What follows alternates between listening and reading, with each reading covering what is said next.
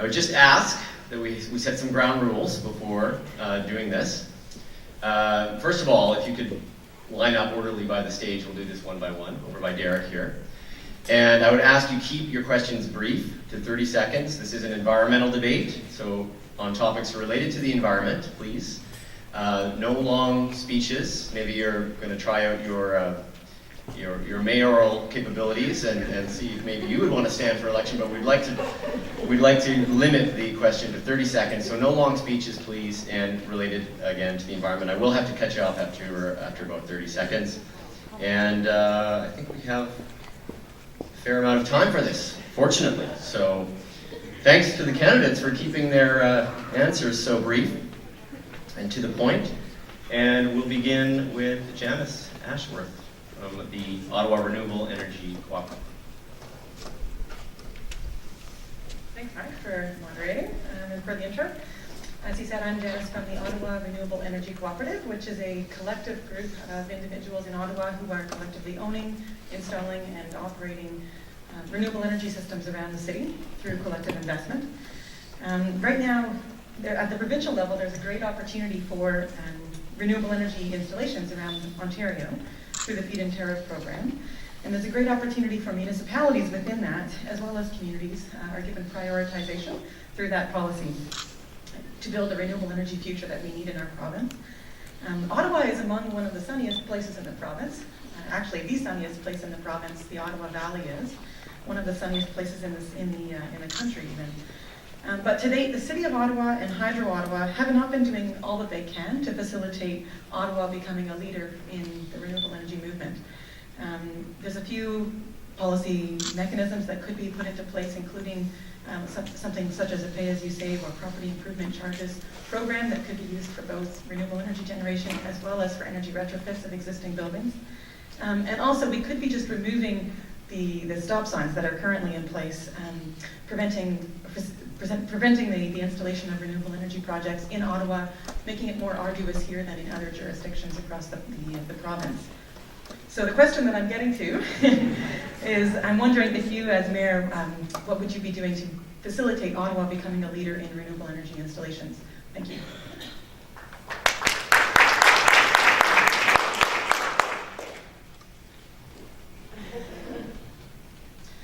Okay, we'll begin with Mr. Watson, please. Well, there are a couple of things we're doing. The most substantive right now is the expansion of Chaudière Falls.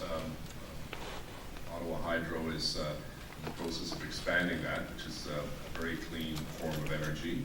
Secondly, we have approved a partnership with Ottawa Hydro for solar panels on upwards of, I believe, 7 of our city facilities. We already have solar panels at OC Transpo, City Hall, and one other property. And I think we can do more. We have one of the largest solar farms in all of Ontario located right here in Ottawa, in West Carleton.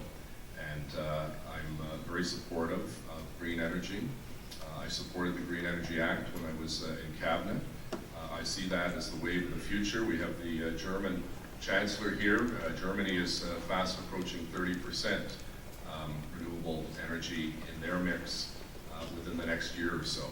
So there's no question that green energy is more expensive, but I think it's a good long-term investment for us to wean ourselves off fossil fuels. I was very proud to be part of a government that shut down coal plants.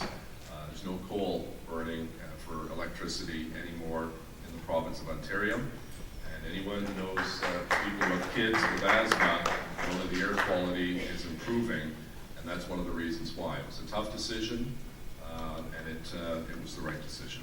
Thank you. Thank you, Mr. White. Thanks. I don't support this whatsoever. I have seen untold hardship from people who are living on the margins of society, and I realize this is the wrong audience to tell you, but the provincial FIT and microfit programs have caused horrific stories. Seniors who are living on ODSP who just can't make ends meet because their hydro bills have doubled since the Green Energy Act implementation. The Green Energy Act is a horrible device. It is damaging this province. You've mentioned renewable energy a couple of times. I spoke a little bit earlier about speaking to roofing contractors. I wouldn't put 10 cents into putting a solar panel on a City of Ottawa roof, because all you're doing is delaying the charge later on when that roof has to be repaired. If you're truly interested in renewable energy, let's go and get the same deal for Ottawa that Cornwall got. Cornwall gets their energy 100% renewable from Quebec at half the price we pay. Let's get the same deal for Ottawa, 100% renewable. How's that for a target? Thank you, Mr. Sayer. Yeah, I support the idea of renewable energy and the development of the expansion of the hydro generation power plant at the Chaudière Falls. That's a good option, and also we have to look at the other clean energies across the border from Quebec. They manufacture a lot of electrical energy through hydro electrical dams. So, and they are quite near to us. They are neighbors, and we need to invest our time and efforts in that direction. About the solar energy, it could work as long as Mike said, that it should not cost the owner of the home a substantial amount of money, or the decrease in the value of his home after X number of years, because the roof has to be replaced, because you need to not only replace the roof, but you'll have to get somebody to still take out the panels and fix it back. So that's something that I cannot support outright. But if we can create solar panels in areas which are not without damaging the ecology of the city, yes, I will support that. Wind energy, I will not support that, because wind energy has proven to be a nuisance for people who are farmers. It creates a lot of noise and disturbances, which people are not able to live with. So that type of renewable energy, which affects not only the people, also the cattle and cows, I will not support that. That's my position. Thank you very much. Thank you. Next question, please. Hi, my name is Spencer Precht. This question is actually directed specifically to Mr. McGuire. It's about commuter rail again. You said in your platform, I believe, that you plan to use the existing rail lines in Ottawa. My question is for clarification on this. I'm not sure this idea is very viable because of where the rail lines are placed. You take a look at a map, and most of the rail lines are quite far south within the core city, meaning the area in the Greenbelt. The line from Canada passes pretty far south, going through about where Colonnade is, and then goes through the city, completely missing almost the entire northern part of the downtown, which is where there's more population, usually a little more economic activity, and where people would more likely be traveling. And there isn't even a line all the way out to Orleans. We'd have to rebuild that entirely because it was removed something like 20, 30 years ago. So with that said, do you still think that commuter rail east-west using an existing line is a really good and viable idea for Ottawa to pursue when it seems to miss actually a lot of the major areas where we need transit most and the transit improvements that a lot of people are seeking?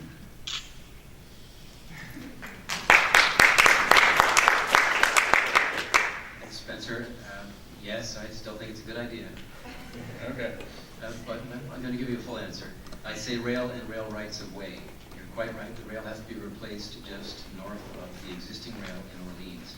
We have a rail right of way, the old Prescott-Russell rail right of way. This is just south of the bulk of population in Orleans. We have a rail right of way that is just east of the bulk of the population in Riverside South. We have existing rail going through the heart of Barrhaven. That's a massive population area. I agree, Barrhaven works quite well. The east-west areas to Canada and Orleans are If I can finish, problematic. Spencer, if I can finish. So we have two rail lines in Canada. And again, I'm not trying to make this a service that fits all usages for all people. This is a bulk commuter rail service to maximize the potential. So we have the two, if you look at the rail line near March Road, we have an opportunity to address a population base well over 100,000 people. I think that makes perfect sense, rather than spending millions of dollars to expand the Queensway or billions to put in a rail line that's already well serviced by buses. Okay, thank you very much for the answer.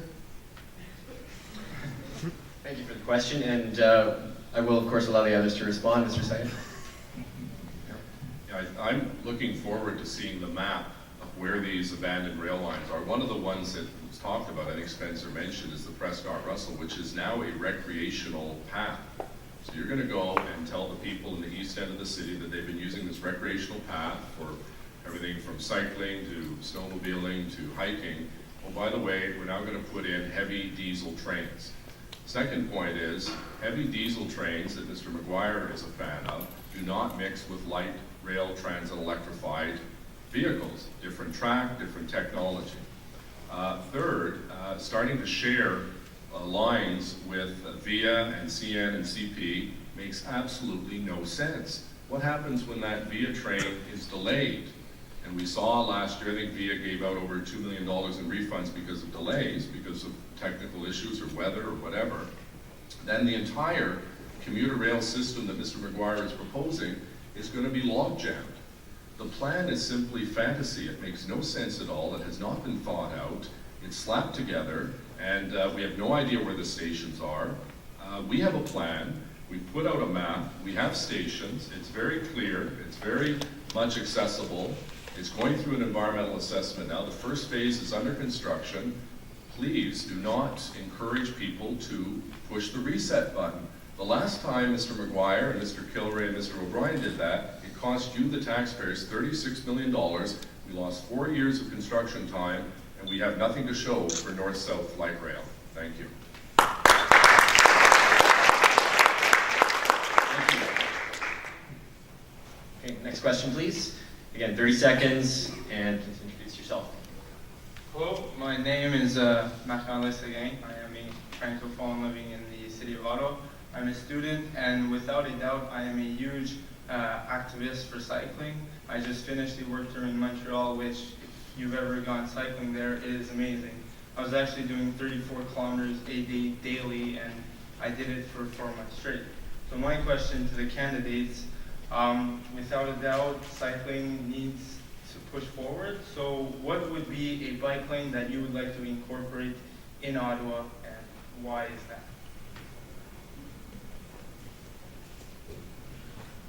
Okay, we'll start with Mr. Watson this time.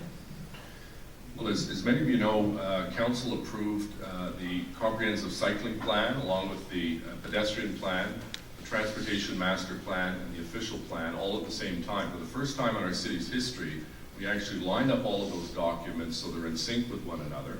The cycling initiatives that we've taken over the last 4 years, I'm particularly proud